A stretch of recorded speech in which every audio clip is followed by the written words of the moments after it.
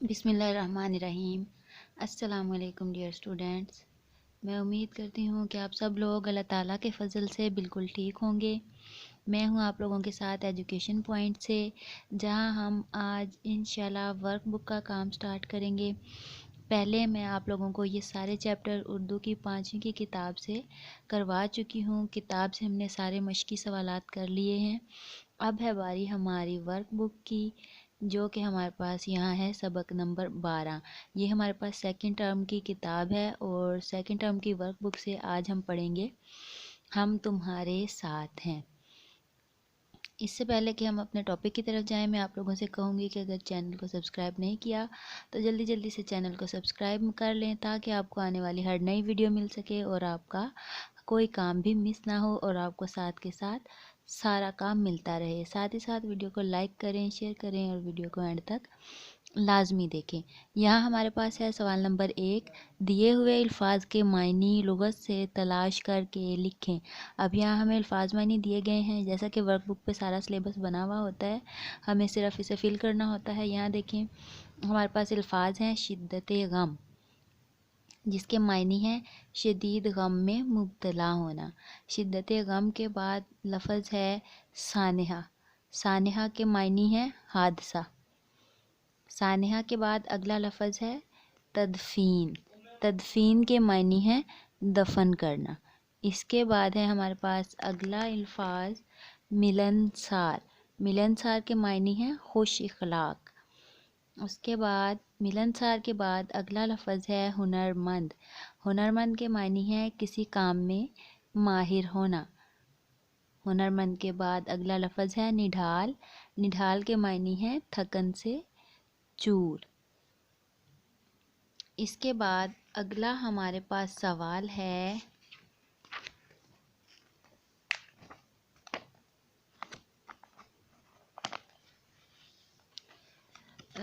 اگلا سوال نمبر 2 ہے، دیے ہوئے الفاظ کو جملوں میں استعمال کریں۔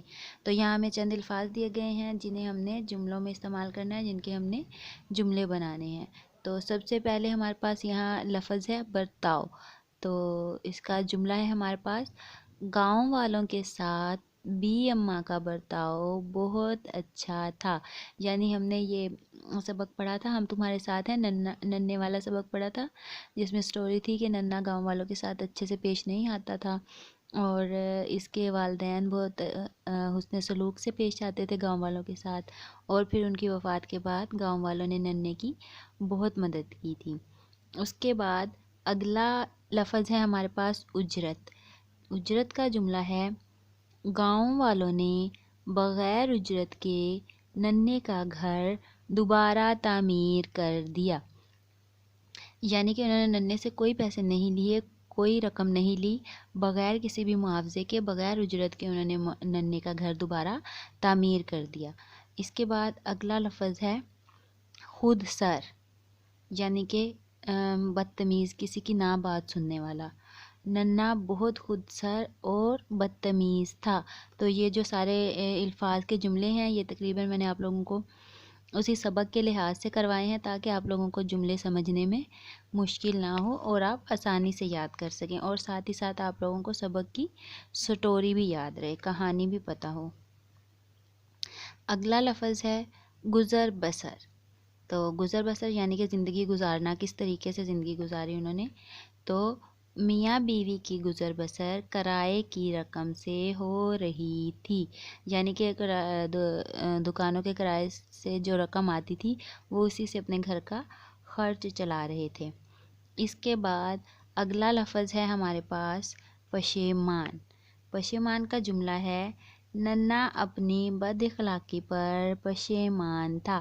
پشیمان کا معنی ہے شرمندہ ہونا۔ تو جب گاؤں والوں نے ننے کی بغیر کسی بھی اجرت کے ننے کی مدد کی، اس کا بہت خیال رکھا، اس کا گھر دوبارہ تعمیر کر کے دیا، تو وہ بہت پشیمان ہوا، بہت شرمندہ ہوا، یعنی کہ وہ لوگوں کے ساتھ ایسے ہی بد اخلاقی سے پیش آتا تھا جو کہ اسے نہیں کرنا چاہیے تھا۔ تو ان کے ماں باپ کی اچھائی کی وجہ سے، حسن سلوک کی وجہ سے سب لوگوں نے ننے کی پریشانی بانٹی اور اس کا خیال رکھا۔ تو یہ تھا ہمارا آج کا لیسن، ہمارا آج کا ٹاپک۔ امید ہے آپ لوگوں کو پسند آیا ہوگا۔ کل انشاءاللہ میں آپ لوگوں کو اسی سبق کے سوال جواب کرواؤں گی، اور اب ہم نے سٹارٹ کر دیا ہے ورک بک سے کام، تو انشاءاللہ میں آپ لوگوں کا ڈیلی یہ کام کرواتی رہوں گی۔ ویڈیو کو غور سے دیکھا کریں اور اسے سمجھنے کی کوشش کیا کریں۔ کل انشاءاللہ ایک نئی ویڈیو کے ساتھ دوبارہ ملاقات ہوگی۔ تب تک کے لیے آپ اپنا خیال رکھیں، اپنے ماں باپ کا کہنا مانیں اور اپنے بڑوں کا احترام کریں۔ کل تک کے لیے اللہ حافظ۔